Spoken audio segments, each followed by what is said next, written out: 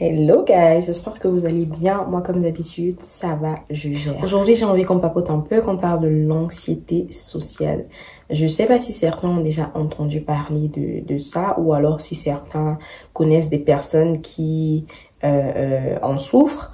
D'une façon ou d'une autre, quand on va en parler, vous allez comprendre. Peut-être que vous connaissez juste pas de quoi il s'agit, mais que en ayant des détails sur les symptômes et la façon dont ça se présente, ça se manifeste, peut-être que vous saurez si vous en êtes victime ou si des gens autour de vous sont aussi des victimes.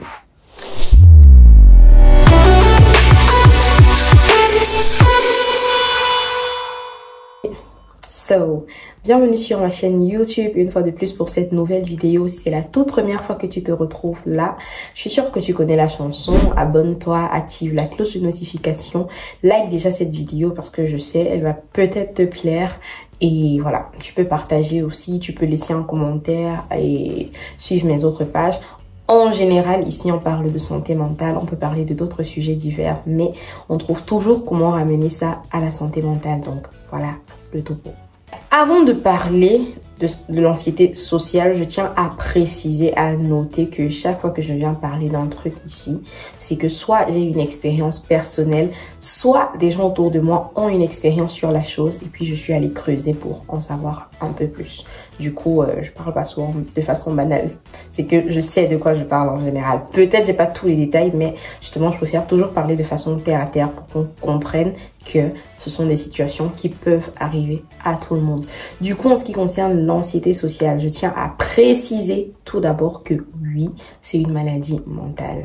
Beaucoup de personnes en général pensent que les gens exagèrent en fait, que les gens autour d'eux qui veulent pas sortir, qui veulent pas se présenter à des événements, qui finissent toujours par changer d'avis ou alors qui se trouvent toujours des raisons pour pas être présents dans les événements sociaux, dans les événements où il y a interaction ou alors où ils doivent être représentés. Ils se disent toujours que ces personnes-là exagèrent, mais en réalité, c'est pas une exagération. Ça peut réellement être de l'anxiété sociale. Donc, ça peut réellement être un trouble mental, une maladie mentale. L'anxiété sociale, c'est quoi? Parce que comme je vous ai dit, peut-être que certains savent de quoi il est question, mais ne connaissent pas le nom. L'anxiété sociale, c'est simplement le fait d'avoir extrêmement peur de se retrouver dans des situations sociales, dans certaines situations sociales, si ce n'est toutes les situations sociales, ou encore d'être représenté dans ces situations-là. Donc, en gros, on peut dire que l'anxiété sociale, c'est le fait d'avoir peur du public, d'avoir peur des gens, d'avoir peur d'interagir, d'avoir peur d'être au centre de l'attention à un moment donné, ou encore d'être exposé aux gens, tout simplement. Donc, en gros, je crois que vous pouvez vous retrouver, ou alors que vous connaissez des personnes qui s'y retrouvent. Mais je tiens à préciser, je tiens à le dire, c'est très important de le noter. Ce n'est pas considéré comme un trouble mental, ce n'est pas considéré comme de l'anxiété sociale, tant que ce n'est pas un trouble qui dure plus de 6 mois. Alors c'est normal d'avoir peur des situations sociales, d'avoir peur de certaines situations, d'avoir peur parfois de se retrouver à certains événements, de se retrouver face à certaines personnes, un certain public et tout. Du coup, ouais, ça peut arriver, mais ce n'est pas considéré à ce moment-là comme de l'anxiété sociale parce que c'est pas un truc qui est constant, c'est pas un truc qui mine le quotidien, c'est juste un truc qui est arrivé ou alors qui peut arriver de temps en temps. C'est considéré comme de l'anxiété sociale, du coup, comme un trouble mental et une maladie quand ça fait plus de 6 mois. Donc, notez bien. Ne soyez pas genre parce que hier vous avez refusé d'aller à un événement parce que vous aviez peur. Vous allez dire que si vous a dit que vous êtes anxieux ou alors vous avez des problèmes d'anxiété sociale. Non, vous n'avez pas forcément le trouble de l'anxiété sociale encore. Que même si on peut, à travers certains symptômes, savoir qu'on est malade, c'est toujours mieux d'avoir un diagnostic calé. Alors, les personnes qui souffrent d'anxiété sociale sont caractérisées par quoi? On l'a déjà dit, c'est des personnes qui évitent les situations publiques, c'est des personnes qui évitent les interactions, les nouvelles rencontres, les prises de parole en public. Ce sont des personnes qui sont gênées quand il s'agit d'être au centre de l'attention devant les gens. Quoique, il faut aussi noter que parfois dans certaines situations, si ce sont les mêmes choses qui doivent se passer, mais il n'y a pas de monde, ces personnes ne seront pas anxieuses. Je prends un exemple, quand peut-être avec 2-3 personnes qu'on connaît, il faut prendre la parole. C'est différent, la personne ne sera pas, on n'est pas forcément anxieux. Mais une fois qu'il y a un public, et qu'on a l'impression d'être vraiment au centre de l'attention, là, on est vraiment anxieux, là, on est mal. Maintenant, pourquoi elles évitent ce genre de situation? En général, la personne qui souffre d'anxiété sociale évite ce genre de situation parce qu'elle a peur d'être humiliée, elle a peur de qu'on se moque d'elle, elle a peur de ne pas répondre aux attentes des personnes qui sont à ces endroits-là, qui sont dans ces situations-là, de ne pas être bien vue, d'être exposée en fait, exposée à peut-être de la critique parce que en général, ces personnes-là ont un manque de confiance en elles et se disent que forcément que les gens vont, ne vont pas avoir une image positive d'elle en gros. La personne qui souffre d'anxiété sociale a aussi peur qu'on remarque son anxiété. Du coup, elle préfère ne même pas aller à des événements, ne même pas se retrouver dans ces situations-là qui la rendent anxieuse. Parce qu'en général, c'est assez visible. Il y a des symptômes qui sont clairs. Le fait parfois d'avoir des nausées, d'avoir de vomir, de trembler, d'avoir la voix même qui tremble, de paniquer, parce qu'il y a aussi des crises de panique par moment. En gros, c'est tellement évident. À certains moments, on se perd même aussi dans le fil de ses idées. Quand on parle, on est troublé, on a l'impression de ne pas savoir quoi dire, de perdre ses mots, de perdre ses moyens. Donc toutes ces choses-là sont visibles. Je viens de vous citer là les symptômes de l'anxiété sociale. Je sais pas, j'ai pas précisé à ce moment-là que c'était des symptômes, mais je viens de vous dire en gros les symptômes de quelqu'un qui a de l'anxiété sociale en public. Cette personne a envie de vomir, a des nausées, a parfois des crises de panique. Cette personne-là a la voix tremblante très souvent. Cette personne-là tremble même, et ça se voit. Cette personne-là aussi se perd constamment dans le fil de ses idées et perd ses moyens en présence des gens ou alors en présence des situations qui les exposent à être vues, à être remarquées. Donc voilà en gros les symptômes.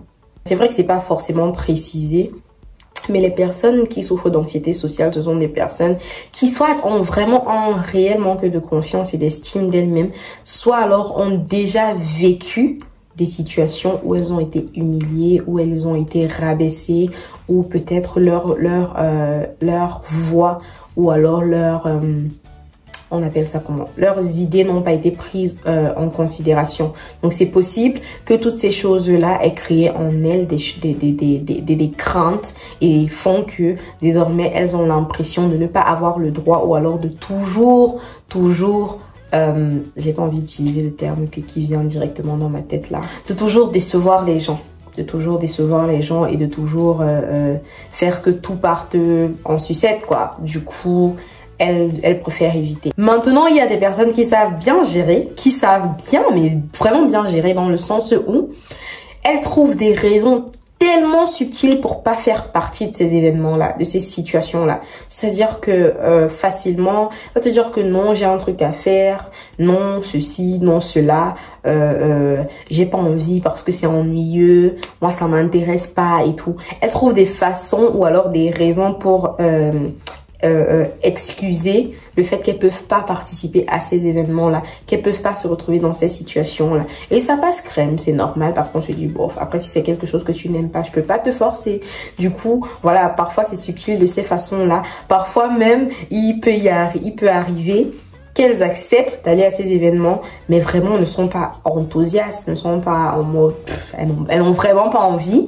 Du coup, dès que l'occasion se pointe, dès que tu réussis à leur dire que finalement, je crois qu'il y a si, non, mais c'est mieux qu'on n'y aille pas, c'est mieux qu'on n'y aille pas. Ou encore, je sais pas, je me dis que finalement, j'ai pas pu. Elles vont faire, non, mais c'est dommage, comment?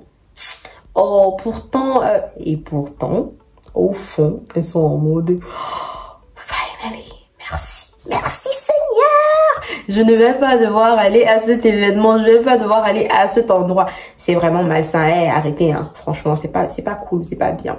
Faut apprendre à sortir un peu de son cocon, sortir un peu de sa zone de confort. Oh, je parle comme ça pourtant moi alors. Bref. Alors, comme je disais tout à l'heure, c'est passé les 6 mois qu'on peut savoir si on souffre vraiment de troubles de l'anxiété sociale.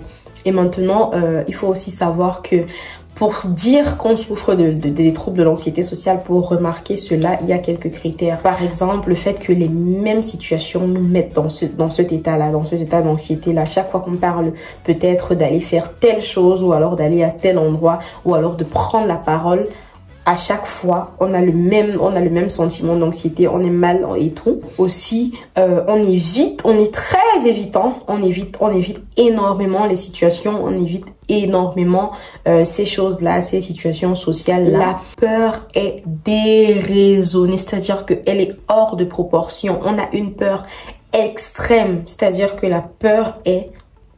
Je sais pas comment expliquer. Genre vraiment, tu as l'impression d'être...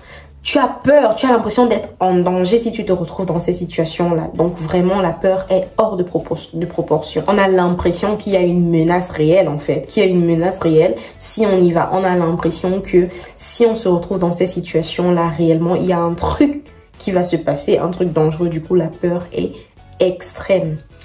Aussi, certains critères, les autres critères, c'est que à un moment donné, ça trouble son côté social, son côté personnel, la vie en général, parce que ça commence à faire qu'on se sente mal, qu'on se sente mis à l'écart, qu'on ait l'impression d'être différent, qu'on ait l'impression d'avoir un truc qui cloche. Du coup, ça a un gros impact sur la vie sociale et même la vie personnelle. Donc, voilà un peu les choses qui montrent au bout de 6 mois, au bout de plus de 6 mois, que on a peut-être le trouble de l'anxiété sociale. Du coup, je tiens à préciser aux personnes qui ont souvent l'impression que leurs amis ou leurs connaissances ou les gens et tout sont coincés, exagèrent et autres. Il faut que ces personnes-là comprennent que ce n'est pas toujours de la faute de ces personnes-là. Parfois, ces personnes souffrent vraiment du trouble de l'anxiété sociale. J'aime utiliser à ces moments-là le terme souffrir parce que on peut banaliser si on dit juste ça comme ça, que on le trouble de l'anxiété sociale. Mais si tu dis souffre de l'anxiété, du trouble de l'anxiété sociale, alors à ce moment-là, on comprend que c'est un peu sérieux, on donne un peu plus d'importance à cette situation et on comprend que c'est une maladie aussi, comme les autres maladies, parce que je le dis toujours, toute maladie mentale est aussi une maladie, du coup, a besoin d'un traitement, du coup, a besoin d'être diagnostiquée et d'être réglée, quoi, comme j'ai dit, d'un traitement. Je crois que jusqu'ici, la plupart, ou si ce n'est toutes les maladies, ont une solution, ont un médicament. Le plus important, c'est de reconnaître qu'on est malade, de reconnaître qu'on a une situation qui impacte négativement nos vies et de chercher les personnes adéquates ou alors les façons adéquates, les façons appropriées pour pouvoir régler la situation.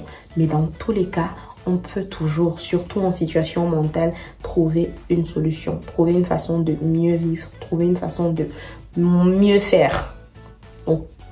Donc, on n'est pas désespéré. On n'est pas désespéré. D'accord? D'accord?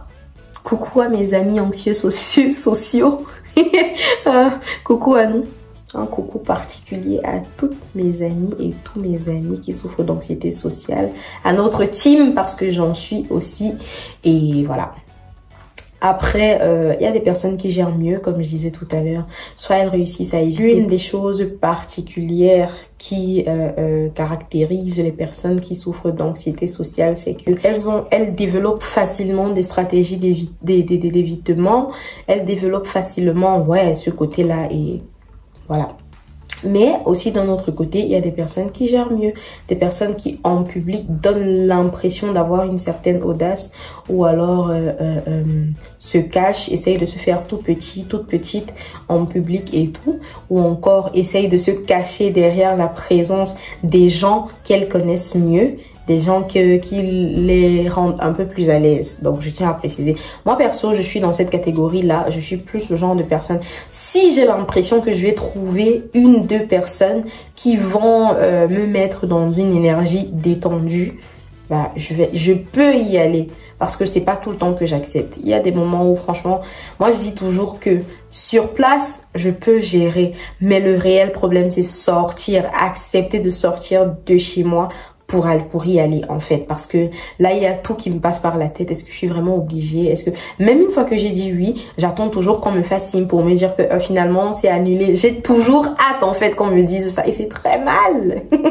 Mais quand même, je sens ce qui peut m'encourager, c'est de savoir qu'il y a 2-3 personnes qui vont quand même me mettre dans un certain mood, derrière qui je peux me cacher pour éviter de montrer que je vais mal, ou alors éviter d'être gênée et autres. Quoique, maintenant on sait, parfois on remarque que parfois j'ai ce petit tic là avec le pied qui tremble. Du coup, il y a des moments où je fais ça, des moments où moi, quand je marche, en général, en public, quand je marche, même si je suis seule, je marche, j'ai des petits trucs, soit je tourne mes mains comme ça, soit j'ai un truc que je tiens, soit je regarde au sol, soit... Et tout, il y a toujours des petites astuces pour pouvoir tenir, pour pouvoir me sentir moins mal, quoi. Parce que j'ai toujours l'impression, même quand je suis seule chez moi, j'ai l'impression d'être observée. Du coup, imaginez un peu comment je me sens quand je suis dehors. Du coup, très souvent, on trouve des astuces. Quand même on accepte d'aller dans ces choses-là, on trouve des astuces pour pouvoir masquer ça. Mais ça va tant qu'on ne nous demande pas de prendre la parole, tant qu'on n'a pas l'impression d'être au centre de l'attention. Une fois qu'on a l'impression d'être au centre de l'attention, ça chauffe. Ça devient compliqué. On a l'impression d'être en panique totale, de pas savoir, de perdre totalement nos moyens. Donc il y a des personnes qui évitent et il y a des personnes qui trouvent des astuces pour pouvoir se cacher ou alors pour pouvoir masquer. Voilà un peu en gros de quoi il s'agit. Alors, naturellement, quand on a un diagnostic posé par un spécialiste, il est clair qu'il y a des traitements qu'il va proposer. Par exemple, il y a la thérapie cognitivo-comportementale dans laquelle, en général, le spécialiste en question te fait te rendre compte en fait d'à quel point tes peurs sont extrêmes, d'à quel point c'est exagéré, et il t'apprend à mieux les contrôler et mieux les gérer. En gros, c'est te faire t'apprendre à te rendre compte que ce sont des fausses convictions très souvent et que c'est extrême quand même, que c'est extrême quoi, et t'apprendre à mieux gérer ça. Ensuite, nous avons la thérapie de l'exposition. Alors, moi, tel que son nom l'indique simplement, c'est que on t'expose à ces situations-là pour que tu y fasses face. Tu fasses face. Que tu y fasses face. Je sais pas. Bon. C'est en train de me dépasser. Pour faire face. Donc, je crois que je suis pas en train de mal parler. Il faut que tu y fasses face. C'est juste que ça résonne bizarrement. En gros, il t'expose en fait à la situation en question pour t'apprendre à faire face à la situation. Donc, en t'exposant, je pense qu'à un moment donné, tu t'y habitues ou alors tu te rends compte que peut-être c'est extrême. C'est vrai que clairement, moi, je me dis que ce sera pas évident, que pendant les premières fois, clairement qu'il y aura des troubles, il y aura des choses et ça va mal se passer. Mais je pense qu'au bout d'un moment, que si c'est une thérapie qui est considérée comme un traitement, ça veut dire qu'au bout d'un moment, ou alors il y a une façon, il y a des méthodes pour que au bout d'un moment, tu t'habitues et que tu fasses avec, je pense réellement. Bref, ça concerne les spécialistes. Allez vous faire diagnostiquer et là, on vous proposera ce qui marche mieux avec vous. Mais là, ce sont des trucs en gros que j'ai pu retenir. Maintenant, de façon pratique, de façon simple, là, moi, je dirais que ça va aller dans le sens de la thérapie de l'exposition. Moi, je dirais que au bout d'un moment, il faut sortir de sa zone de confort, apprendre à faire face aux choses là qui nous font peur pour qu'on comprenne en fait que c'est peut-être extrême nos peurs et que c'est pas toujours comme on imagine. Même s'il y a des fois où ça s'est mal passé, ça veut pas dire que à chaque fois ça va se passer de la même façon. Du coup, il vaut toujours mieux y aller. Vous pouvez aussi utiliser ma petite méthode qui est celle de trouver des façons de se sentir mieux dans les événements. Si jamais vous n'aimez pas trop être exposé et tout, allez-y quand même si vous êtes sûr de rencontrer 2-3 personnes avec qui vos énergies matchent et puis vous essayez de vous focaliser sur ces personnes-là et passer du bon temps avec ces personnes-là sans considérer ce qui se passe autour. Si vous avez, comme moi, l'impression d'être toujours observé, trouvez le moyen d'être toujours occupé avec ces personnes-là et vous allez moins y penser. Donc voilà une autre petite astuce. Autre chose quand ça concerne la prise de parole, il y a des entraînements, je me dis, il y a des gens qui font souvent devant le miroir, qui s'entraînent pour pouvoir parler. Mais aussi, moi, je pense qu'à un moment donné, il pourrait être utile de prendre 2-3 personnes de son entourage, voire plus, et souvent s'exercer devant ces personnes-là pour voir à quel point, au bout d'un moment, moi je me dis que plus on est à l'aise avec ce qu'on est censé dire, moins on a l'impression de devoir se focaliser sur les personnes en public, quoi. Je me dis, du coup peut-être il faut mieux master ce qu'on a à dire, être vraiment à l'aise avec ce qu'on a à dire, comme ça au moment de parler on peut juste se perdre dans sa vision. Moi je sais pas si tout le monde peut le faire, mais moi je peux regarder quelque chose, au bout d'un moment j'arrête de regarder la chose, je suis ailleurs, pourtant mes yeux sont braqués sur la personne. Je crois que je crois que tout le monde sait faire ça. Du coup, il y a la possibilité de faire ça. Mais, et c'est facile quand tu sais ce que tu dis, quoi. Par contre, si tu n'es pas très à l'aise avec ce que tu es censé dire, clairement que même si tu utilises cette méthode-là, tu vas perdre tes moyens. Donc, il y a toujours des petites astuces dans ce sens-là. Apprendre à s'exercer sur la prise de parole, apprendre à maîtriser ce qu'on est censé dire, apprendre à se perdre, se focaliser sur une seule chose au moment où on doit parler, se focaliser sur une personne et parfois avoir des alliés. Quand je parle d'alliés, je parle des personnes qui peuvent nous accompagner dans ce qu'on a à dire pour ne pas avoir l'impression d'être au centre de l'attention, d'être la seule personne à devoir parler.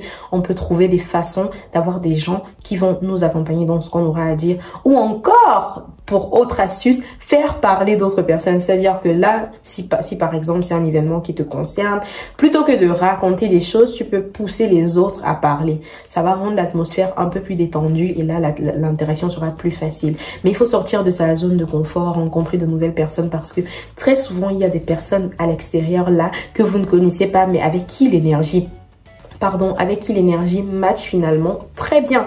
Du coup, allez-y, rencontrer ces personnes-là et finalement, ce sont parfois des rencontres qui vont avoir un impact positif dans vos vies. Mais ce n'est pas toujours évident. Du coup, ce sont des choses qu'il faut faire petit à petit sans se mettre la pression. Si vous y allez une fois et que ça se passe mal, vous rentrez.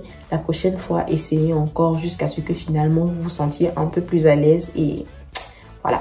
Vous saurez mieux gérer avec le temps. Pour les personnes qui pensent que c'est exagéré, ce n'est pas exagéré. Vraiment, c'est énervant parce que tu sais que tu as un problème, tu sais que c'est pas bien ce que tu fais, mais tu ne peux pas faire autrement parce que tu as vraiment peur, la menace est réelle en gros.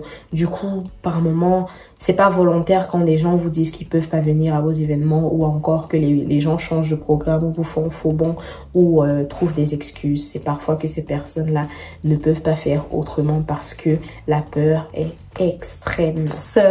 Nous sommes arrivés au terme de cette vidéo. J'espère vraiment que vous avez apprécié ce petit moment, cette petite papoterie,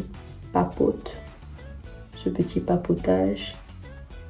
Bref, j'espère que vous avez apprécié. À toutes mes personnes qui souffrent d'anxiété sociale là, dehors ou alors derrière, je sais pas, sur l'appareil par lequel vous regardez cette vidéo, sachez que vous n'êtes pas seul. Moi aussi j'en souffre et je connais beaucoup de personnes qui en souffrent et c'est pas toujours évident, mais il y a toujours des façons de gérer. Aujourd'hui, moi, il y a beaucoup de personnes qui savent pas que j'en souffre parce que je trouve toujours des façons de masquer et des façons de rester tout de même énergique quand je suis au milieu des gens, quoi. Du coup, ouais. Apprenez à gérer, mais vous pouvez aller bien. Vous pouvez aller bien. Et sachez-le aussi, si ça ne fait pas encore 6 mois, ça va, hein, ça va. C'est juste normal d'avoir un peu peur par moment. Donc, nous sommes arrivés au terme de cette vidéo. J'espère que vraiment que vous en avez appris un peu plus par mois, et vous pouvez me suivre sur mes autres réseaux sociaux. Je laisse toujours les liens en description. Aussi, si vous n'êtes pas encore abonné, abonnez-vous, activez la cloche de notification pour savoir quand je poste une nouvelle vidéo. Laissez un commentaire sur cette vidéo si ça peut concerner l'anxiété sociale. Peut-être que vous avez une expérience ou que vous avez quelque chose à dire à ce propos, ou que vous connaissez quelqu'un. Voilà, laissez un commentaire si possible, partagez, ça peut aider d'autres personnes. Et voilà, je vous dis à plus pour la prochaine vidéo. En attendant, prenez soin de vous et de votre santé mentale parce que c'est tout ce que vous avez et personne ne le fera à votre place. Bye!